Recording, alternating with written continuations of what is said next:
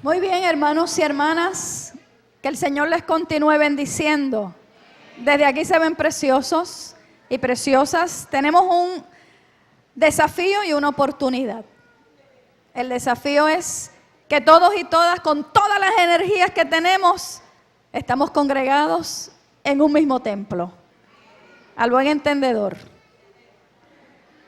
La oportunidad es que siempre que estamos en la casa del Señor hay bendición y vida eterna. Y la lectura bíblica se extiende aún más. No la vamos a leer, sencillamente la vamos a ir diciendo. Debo ser más breve en esta mañana, por lo que le acabo de comunicar. Toda nuestra niñez, desde los más pequeñines hasta los más grandecitos, están en medio nuestro. Y queremos ser puntuales en esta hora. Y yo he aprendido en este camino de la predicación que lo que no se diga hoy, si el Señor no nos manda a buscar, lo decimos el domingo que viene. Ustedes saben que eso es así. Sin embargo, yo tengo que también decirle en esta mañana que las reflexiones que pudimos tener de una manera interactiva se basaron en el capítulo 2 del Evangelio de Lucas prácticamente. Y ustedes saben por qué. Porque esos primeros 2 capítulos son unas estampas coloridas de las etapas de la vida de Jesús. Y el tema del mes y el tema del campamento fue la palabra y las etapas de la vida. Quiere decir que en ese momento del nacimiento y de la presentación del niño Jesús en el templo, hay unas personas que de alguna forma representan distintas generaciones. Por lo tanto, también representan distintas etapas. Usted se fija en ese capítulo 2 y vamos a ver que hay un infante. ¿Quién es ese infante? Jesús.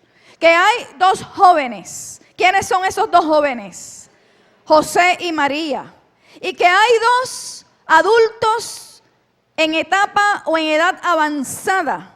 ¿Quiénes son esos 2 adultos? Simeón y Ana, la profetisa. Miremos rapidito algo sobre ese infante. En la etapa de la infancia ocurre un aspecto puntual. Y ese aspecto puntual en la vida de Jesús es que sus padres, cumpliendo el rito de la ley, lo llevan al templo para ser presentado ante Dios. ¿Cuántos de ustedes han presentado a sus hijos o a sus hijas en el templo? Muchos de ustedes. Otros los presentarán. Y otros, si no han sido presentados, nunca es tarde. Usted puede presentar a los suyos todos los días en oración. Usted puede presentar a los suyos todos los días ante el Señor. Aunque esa etapa de la infancia ya haya pasado y usted no haya tenido conocimiento de eso en el pasado en su vida, siempre podemos presentar a los nuestros en oración al Señor. Y allí estaban José y María presentando al niño en el templo, poniendo en las manos de Dios esa vida de Jesús, pero también poniéndose ellos mismos en las manos de Dios. Cuando se presenta un niño aquí en el altar del Señor, no solamente estamos diciéndole a Dios respecto a ese infante que tenga cuidado de él, que le proteja, que lo bendiga, que se pueda levantar en el temor de Dios, sino le estamos también diciendo a los padres, pónganse en las manos del Señor, para que ustedes puedan de alguna forma guiar a ese infante, a ese niño o esa niña en su crecimiento y desarrollo por los caminos de la fe y de Dios. Y allí estaba María y José, poniendo en las manos de Dios la vida, la vocación, el ministerio y todo lo que vendría luego, porque ellos no tenían todo tan claro, ¿sabe? Ellos tenían unos atisbos de lo que podía ocurrir en la vida de ese infante, pero no tenían toda la película clarita. No sabían de todo el sufrimiento, aunque el ángel le había dicho a María unas cosas, ¿verdad? y le había dicho que una espada traspasaría su corazón. Y le había dicho otras cosas como preludio de la muerte de cruz. Sin embargo, también dice el Evangelio que todas esas cosas que para ella eran como un misterio y no las entendía del todo, las guardaba en su corazón. Ahí están. Y ahí está el infante presentado en el altar del Señor. Pero está también José y María. Y José y María eran unos jóvenes. Para nosotros en nuestra cultura occidental, unos niños. Porque lo más que podrían tener estos dos chicos eran unos 14, 15, 16 años. Y ya eran padres. Y eran padres porque de acuerdo a la cultura y a la tradición judía, a esa edad se asumían responsabilidades de lo que nosotros creeríamos o diríamos de la vida adulta. Y ahí están ya en etapa y en edad casadera. Ahí están con una gran responsabilidad en sus manos, escogidos por Dios. Escuchen los jóvenes que están aquí. Algunos ya salieron con los chicos buscando, ¿verdad? Que respiren otro aire, tomen agua, vayan, se estiren y ahorita vuelvan. Pero los jóvenes que están aquí, escuchen que esta joven y José, también joven, fueron escogidos por Dios para la misión más importante sobre la faz de la tierra. Y era poder tener en su regazo, en su hogar, en todo lo que implica la crianza, al Salvador del mundo. Así es que Dios vio en aquellos dos jóvenes capacidades. Vio un potencial extraordinario. Pudo ver un sentido de responsabilidad claro. Y Dios en esta mañana afirma a toda la juventud que está aquí que Él también ve en ustedes capacidad. Ve en ustedes dones. Ve en ustedes también compromiso para abrazar proyectos de envergadura y de importancia en esta hora. Así es que de alguna manera ahí está José y María siendo responsables, cumpliendo también con lo que establecía la tradición, la cultura, la religión en Israel respecto al niño y al niño de Belén. Así es que tenemos al infante, una generación y una etapa. Tenemos a José y María, dos jóvenes en otra etapa. Y nos toca mirar un momentito a Simeón y a Ana, la profetisa. Es interesante porque le decía yo a los hermanos y a las hermanas en las reflexiones que Lucas es el evangelio inclusivo. Es el evangelio que incluye lo que otros evangelios no necesariamente con toda intencionalidad incluyen. Lucas es el evangelio de las mujeres, es el evangelio de los niños y las niñas, es el evangelio de los pobres, es el evangelio de los gentiles, audiencias que de alguna manera estaban proscritas o marginadas en el tiempo de Jesús. Sin embargo, Lucas, el evangelista, claro también en su misión como escritor y claro como testigo del ministerio de Cristo, los incluye de manera puntual y clara. Y ahí está Simeón y ahí está Ana, la profetisa. Y ahí están ellos, hermanos y hermanas. Y fíjense cómo dice el evangelio, que Simeón era un hombre piadoso y justo. Y cuando dice que era piadoso y justo, lo que está diciendo es que estaba preocupado por la realización de la voluntad de Dios. Eso es lo que quiere decir en el contexto lucano, piadoso y justo. Estaba preocupado en el buen sentido de la palabra por la realización de la voluntad de Dios. Y él ya sabía, ya tenía conocimiento de antemano que parte de esa voluntad de Dios era el advenimiento del Hijo de Dios, del Mesías, de Jesucristo, el Señor de la historia. Pero también nos dice que Simeón estaba lleno del Espíritu Santo, que el Espíritu Santo estaba con él. Y en ese contexto, lo que está diciendo es que Dios le otorgó a este anciano la facultad de comprender la importancia de lo que estaba ocurriendo en aquel momento de la historia de Israel. Simeón sabía que algo grande estaba ocurriendo. Simeón sabía que él estaba ante el grande allí en el templo. Así es que tenía la facultad por el Espíritu para poder discernir y poder comprender que algo importante estaba ocurriendo.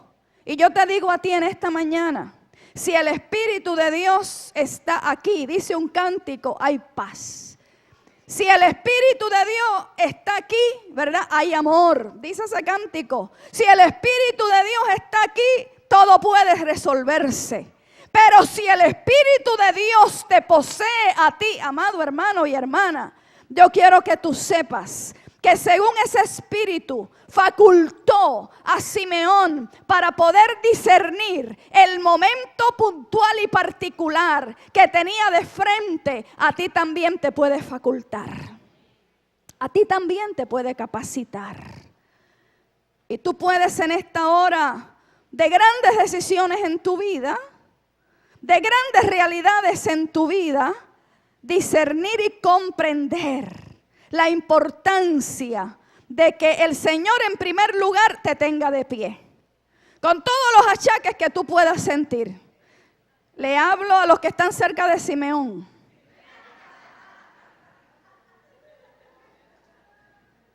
Si el Señor a través de su Espíritu facultó a aquel hombre para poder enfrentar todo lo que le estaba rodeando en aquella hora, te faculta a ti en el nombre del Señor. Y nuestra hermana Nilda hacía un tremendo preludio del culto. Óigame, y a veces nos quedamos replegados en nuestras casas.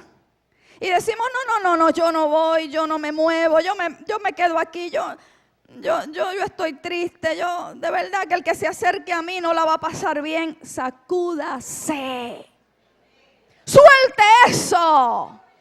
Alléguese a la casa del Señor. Haga amistad, haga lazos de fraternidad, adore al Señor con todas las fuerzas de su ser. Aproveche los espacios que el Espíritu abre para poder tender puente con otro y con otra. Y usted va a ver cómo el panorama comienza a cambiar. Cómo el Señor comienza a hacer lindas cosas en unas etapas de nuestra vida que realmente la nostalgia, a veces la tristeza, los pesares, el moho, las coyunturas y todo eso nos hacen sentir y pensar que nos debemos quedar atrás. Pues no, según el Espíritu de Dios facultó a Simeón, nos faculta a nosotros también. Pero nos dice también que este hombre no moriría sin haber visto con sus ojos al Salvador de Israel.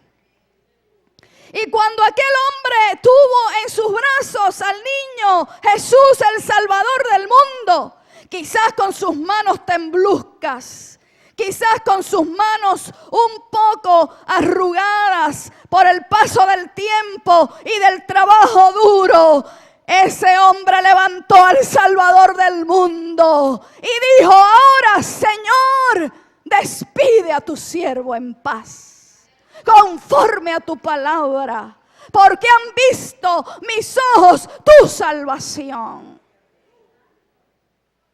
Óigame. Lo que Simeón estaba diciendo era: mira, ahora me puedo morir. Lo que faltaba para poder yo despedirme del mundo de los vivos ya se dio. Y yo sé que a veces en la vida de muchos aquí que están cerca de Simeón y Ana, la profetisa, puede que piensen que esa idea peregrina, cruce por la mente y digan, yo no quisiera irme todavía hasta que pase esto, o hasta que yo pueda hacer esto, o hasta que se cumpla esto otro, por lo que he ido trabajando poco a poco con mi familia, con los hijos, con las nietas o los nietos, o con el proyecto que usted tenga en sus manos. Pues el gran proyecto de Simeón era nada más y nada menos poder presentar al niño de Belén, al Salvador del mundo en el templo y ser testigo ocular de ese gran evento. Ahora, Señor, despide a tu siervo en paz, porque han visto mis ojos tu salvación. Y Ana, que es la contraparte, nos dice el Evangelio que luego de la profecía de Simeón, ella comenzó a dar gracias a Dios. ¿Cuál era la profecía de Simeón? Miren, ahí está en el verso 30. Porque han visto mis ojos tu salvación, la cual has preparado en presencia de todos los pueblos. Y ahí está el carácter universalista del Evangelio de Lucas. Luz para salvación a los gentiles y gloria de tu pueblo Israel. Después de esa profecía, Ana prorrumpió en alabanza y en gratitud. Y no solamente prorrumpió en alabanza y en gratitud, sino que dice el Evangelio que vivía esta mujer en el templo, en los oficios de Dios. Óigame, y es que eso la llenaba a ella. Eso la llenaba. Hay gente que deciden por Dios y sus cosas. Hay gente que se separa para Dios y sus cosas. Y otro desde afuera puede decir, ¿y cómo es que lo puede hacer? Pues mira, lo puede hacer porque el amor por Dios y por su obra es mayor que todo lo demás. Y Ana estaba en esas. La casa de Dios, las cosas de Dios, la llenaban, la hacían plena en su vida. Y cuando reconoció junto a Simeón que estaba frente al Mesías, ¿usted sabe lo que hizo Ana? Lo dice ahí el Evangelio. Le hablaba a todos de ese Salvador y de la salvación que había en ese niño una vez fuera creciendo, obviamente. Quiere decir que si tú como Ana has visto, has palpado, has gustado de lo que es la gracia del Salvador, del Señor, debes darle gracias. Fue lo que hizo esta mujer. Y no solamente debes darle gracias, sino ¿qué más hizo ella? Lo fue comunicando a todos y a todas. Que tú, no importa la etapa de vida en que estés, puedas compartir la alegría y la gracia de haber conocido al Salvador del mundo. Que esa sea parte de tu misión. Entonces, en la semana, nosotros, viendo el Evangelio de Lucas, y por consejo de nuestro hermano Rubén del Pilar, fuimos a Cáliz de Bendiciones. Y usted abra su himnario, por favor, si lo tiene cerca, búsquelo. Y ábralo en el himno 123. Porque cuando estábamos hablando de Simeón y de Ana, nuestro hermano Rubén dice, en el Cáliz de Bendiciones hay un cántico de Simeón. Y ese cántico de Simeón en la liturgia cristiana se llama el Nunc Dimittis. Y esa versión del Nunc Dimittis que está ahí en Cáliz de Bendiciones la escribió basada en el Evangelio, con música que está ahí en Cáliz, un puertorriqueño, el profesor Luis Olivieri, que ha sido profesor de muchos a través de sus años. Y en esta mañana nosotros vamos a unirnos a Samuel Iván, a Nilda en la trompeta, a Héctor en el piano. Oiga, porque teníamos toda esta gente, ¿sabe? No se crean. Teníamos a esta gente en las reflexiones y en todo lo que fue Ciprosa. Y ustedes creen que yo iba a dejar pasar la oportunidad de que cada mañana, en cada reflexión, pudiéramos cantar el cántico de Simeón. Si estábamos hablando de Lucas 2 nada más, lunes, martes, miércoles, jueves no, porque estábamos en el Parque Luis Muñoz Marín, y viernes. Y ellos se me quedaban lelos cuando escuchaban ese cántico. Vamos a hacer lo siguiente. Ellos lo van, primero Nilda y Héctor lo van a interpretar musicalmente. Luego Samuel Iván se va a unir a ellos. Y luego nosotros nos vamos a unir a Samuel, a Nilda y a Héctor. Es un cántico fino. Eso, tú sabes, eso es para gente que sabe de música. Pero aquí todos y todas saben. Porque es un cántico que se basa en la Escritura. Y porque también nosotros sabemos surcar todos los géneros. Mire, aquí desfilaron con Esperanza. ¿Cómo se llama esa? Como Color Esperanza. Con eso desfilamos. Pero el Nunc Dimittis no se queda fuera de nuestro repertorio. Así es que vamos a escuchar.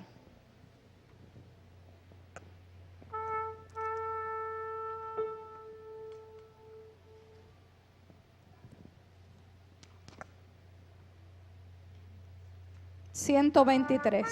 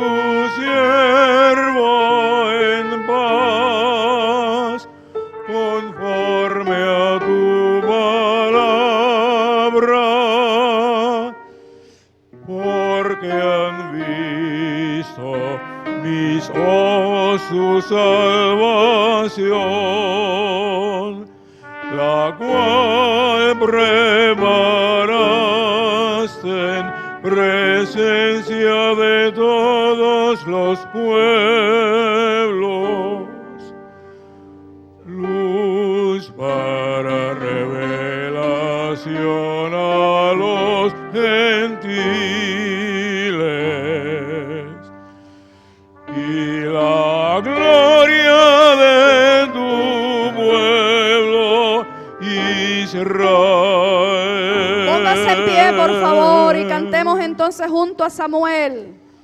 Ahora, oh Dios, despide a tu siervo en paz, conforme a tu palabra, porque han visto mis ojos tu salvación, la cual preparaste en presencia de todos los pueblos.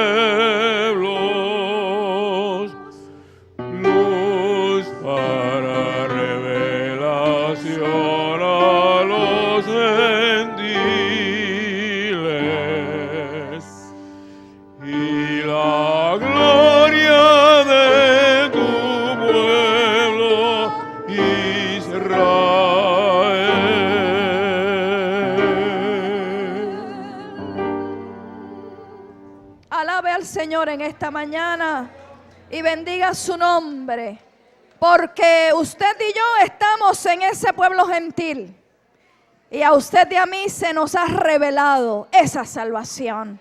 Pueden sentarse, hermanos y hermanas. 4 minutitos más y culmino. En algún momento de la semana nos movimos a otra etapa en la vida de Jesús. Y ahora ya a los 12 años, Jesús se encuentra yendo a Jerusalén para una de las grandes fiestas judías. Aquí los biblistas, 3 fiestas grandes en el pueblo judío. La Pascua, que fue la conmemoración y la celebración ¿de qué? De la liberación del pueblo hebreo de la mano opresora del faraón. Pasaj, Pascua. El ángel de la muerte pasaba ¿qué? Por alto los hogares que estaban identificados con sangre. Y así el pueblo de la historia contaba de generación tras generación esa gran liberación. La segunda fiesta grande, Pentecostés, la fiesta de las primicias, y la otra fiesta grandísima, la fiesta de los tabernáculos o de la cosecha. Y ahí estaban en la fiesta de la Pascua. Y fueron ¿a dónde? A Jerusalén.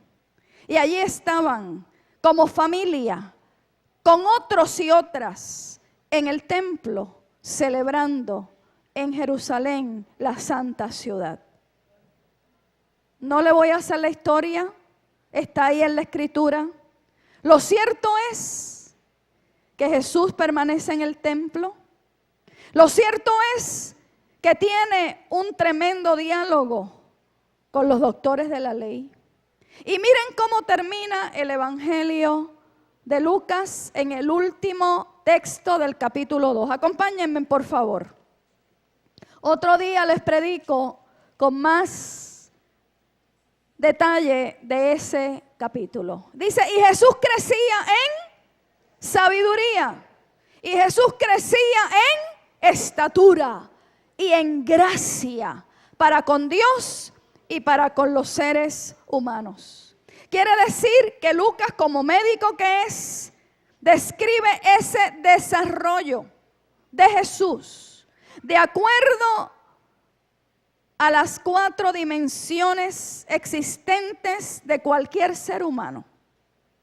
Crecía intelectualmente, crecía físicamente, crecía espiritualmente y crecía socialmente.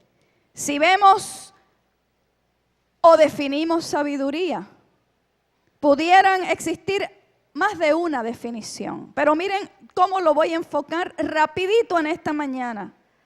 Sabiduría, desde los escritos del Antiguo Testamento y en ese momento intertestamentario entre los 2 testamentos, puede entenderse como un ser junto a Dios. Cuando se habla de la sabiduría de Dios, también se habla del ser humano que adquiere sabiduría de lo alto. Así es que es un ser junto a Dios. Como dice el proverbista, el principio de la sabiduría es el temor a Jehová. Así es que hay ahí una veta importante. Sabiduría. Jesús es la sabiduría de Dios. Y sabiduría es uno que vive junto a Dios. De ahí se desprende todo lo demás. Porque si usted vive junto a Dios, usted cuenta con Dios. ¿Cuántos dicen amén? Si usted vive junto a Dios, usted respeta a Dios. Usted le sirve. Usted adora a Dios. Usted le reconoce. Y usted quiere hacer su voluntad. Y si eso es así, usted adquiere sabiduría. Estatura. Nos dice ahí que Jesús también crecía en estatura. No se quedó bebé. se hizo joven. Y fíjense que a los 12 años ya el joven judío se inicia en el mundo adulto. Y si usted va ahora mismo a Israel y va allí a Jerusalén al Muro de los Lamentos, hay una sección, hay una parte allí en el Muro de los Lamentos que están los niños varones judíos celebrando el Bar Mitzvah. Bar Mitzvah quiere decir Bar, hijo, ¿verdad? Mitzvah, mandamiento. El hijo del mandamiento. Quiere decir, hermano y hermana, que los chicos de 12 años, judíos, estaban ya aptos para tener una responsabilidad respecto a la Torá, respecto al mandamiento de Dios. Quiere decir que Jesús, por eso es que se pudo quedar con los doctores de la ley a los 12 años en el templo, porque ya a esa edad, desde la casa, escúchenlo bien, desde la casa, esa sabiduría, que ahora estamos en la estatura, pero la sabiduría de nuestros chicos y chicas comienza ¿dónde? Con la sabiduría de sus padres en el hogar. Usted no puede delegarle únicamente a la iglesia la educación en la fe de sus hijos y de sus hijas. Usted no puede delegarle a la escuela la educación, el conocimiento de sus hijos y sus hijas. ¿Dónde comienza todo? En el hogar. Y ahí Jesús ya estaba listo, porque había estudiado la Torá, había aprendido el mandamiento, lo había aplicado a su vida. ¿Cuántos en esta hora pueden decir que han crecido en estatura? Todos. Algunos nos hemos quedado más chiquitines, ¿verdad? Pero todos hemos crecido en estatura. Pero esa estatura también tiene que ver con las etapas de la vida y con la sabiduría. ¿Y qué más nos dice el Evangelio? Que Jesús crecía ¿en qué? En gracia. Gracia es un favor inmerecido de parte de Dios. Gracia es también carisma, dones que Él reparte. Todos ustedes y yo crecemos en gracia. Sobre nosotros está el favor de Dios sin merecerlo. Tú cuentas con ese favor de Dios. Y sobre nosotros y nosotras está también ¿qué? El carisma del Espíritu. ¿Para qué? Para amar, para servir, para perdonar. Porque Jesús usó de alguna manera el carisma e hizo despliegue de ese carisma para amar, para servir, para liberar, para perdonar, para levantar, para salvarnos a todos y a todas. Por eso, si usted crece en gracia, es para con Dios y con los demás seres humanos. Porque así justo termina el versículo 52. Y Jesús crecía en sabiduría, en sapiencia. Y Jesús crecía en estatura. Y Jesús crecía en gracia para con Dios y con los seres humanos. Esa dimensión social del crecimiento y el desarrollo en nosotros y nosotras es para beneficio de todos aquellos que nos rodean. Así es que ahí está Lucas, que nos sigue acompañando, hermanos y hermanas, a través de todos los días, porque esto de Ciprosa y de la Escritura no se puede quedar en una semana. Alaba mi alma al Señor. Esto tiene que acompañarnos día tras día, tras día. Así es que yo no sé en qué etapa tú estás, aunque sé en las etapas más o menos que algunos de ustedes están, pero en la que sea, los niños y las niñas, los jóvenes, las jóvenes, los adultos en etapa inicial, mediana o avanzada, el Señor cuenta con nosotros. La gran pregunta es, ¿contamos nosotros con Dios? Para todo lo que acontezca en nuestra vida, para cualquier situación y circunstancia, yo sé que es un amén grande. Si no fuera por el Señor, ¿dónde estaríamos y cómo estaríamos? Pero el Señor es fiel. El Señor es bueno.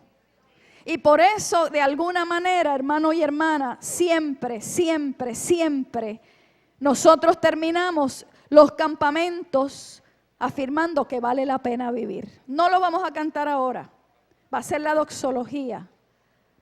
Pero aférrate al brazo de Dios. Aférrate a la gracia de Dios.